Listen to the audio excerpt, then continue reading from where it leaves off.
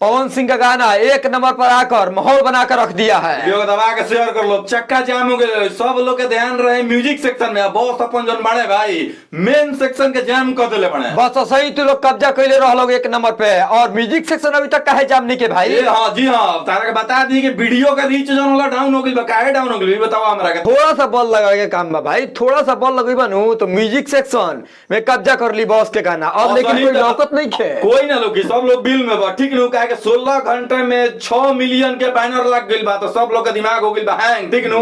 काहे के 2-2 दिन में 3-3 दिन पर लोग के 1.5 मिलियन 2-2 मिलियन जाला, तो हई लकीर हो गइल।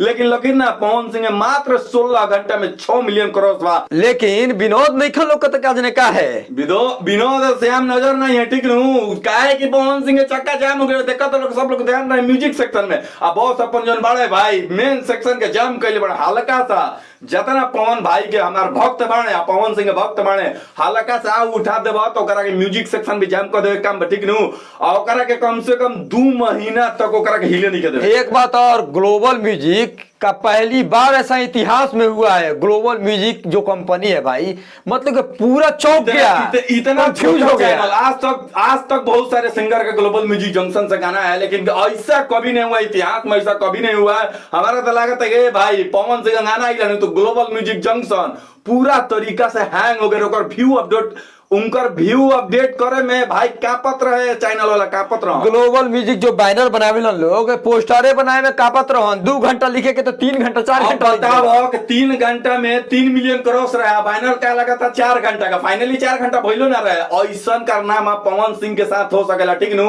आ ग्लोबल म्यूजिक जंक्शन के जो मालिक बने राजकुमार, उनका खुद मालूम बा ठीक नु कि भाई पवन सिंह फैन में बा भाई ताकत है भाई, होइसे महाराज यूट्यूब है बोला। और हम लोग ये ना बोल जा हई हो गई हऊ हो गई, इतना चल गई उतना चल गई, 10 घंटा नहीं खनसा ठीक नु। एको लोग तो नहीं खनसा, उहे लोग कियान से जना के 8 घंटा में गइल बा 7 लाख 8 लाख, हई लकीर हो गइल हऊ लकीर हो गइल। पवन सिंह जो कर दिया ना, पवन सिंह तारक बता दी, पवन सिंह समुंदर में जोन छोट छोट नदी या नाला जाके उमे मिलल ठीक नु, पवन सिंह जोन लकीर खींच दिया नु, ओ पर सही में तार लोग रेंगे में सोचे पड़े। वीडियो देखे से पहले दबा के शेयर कर लो।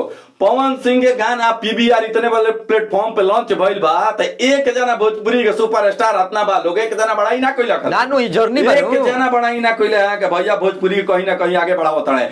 सब लोग एक एक पीठ पीछे धइले बा लोग, पवन सिंह गाना का बोल दिल बने, क्या बोल दिए बस वो करे के रिपीट करता लोग। एजा गाना के बड़ाई नहीं के होत, एजा होतन कसम पवन सिंह हम नीचा दिखा दी। काहे भाई पवन सिंह ऐसा इंसान है कि भोजपुरी को कहां से कहां लेके चला गया था। पीवीआर में लॉन्च हो गया भोजपुरी में पहली बार, एको जना अपना आईडी से शेयर कैला, चलाई के माध्यम से बोला कि हमारे भैया भोजपुरी के गर्व, हमारे भैया जो है भोजपुरी का नाम रोशन कर रहे हैं। तो सब लोग शिकायतें के फेर में लागल बड़ा कि पवन सिंह भाई बोल देला, नहीं बोलना चाहिए था, काहे नहीं बोलना चाहिए था। और का रे विनोद कौन भुरकी में छुप गया रे विनोद संतोष ओकर जाना तो मुंह कैसा लगेला। 800 के जो खेचोड़ा मोबाइल आवेला नु बड़का चका ऐसा तो स्पीकर वाला औसन ओकर मुंह बा। ओकरा का पवन भैया बोल रहे बने कि बैनर बना के ये कहल जाए कि पवन सिंह भाई समुंदर में कितना नाला नलियों में जाके मिलल ठीक नु। अब जाके एकरा के वीडियो हमनी के चढ़े के बाद आधा से 1 घंटा में म्यूजिक सेक्शन के जाम रखल लोग। हमरा बुझाता है गाना बा, पवन सिंह के कट्टर फैन बड़ा भाई। गाना बा, गाना में खर्चा भइल बा, वीएफएक्स की कमाल देखते बड़ लोग तू लोग। आ गाना कहीं से काटे लिखे नहीं, अपना पावर स्टार पवन सिंह का है, प्रियांशु भाई के म्यूजिक बा, प्रिंस प्रियदर्शी जी के लिखल बा, आवाज बा भाई शिल्पी राज पवन सिंह के बा।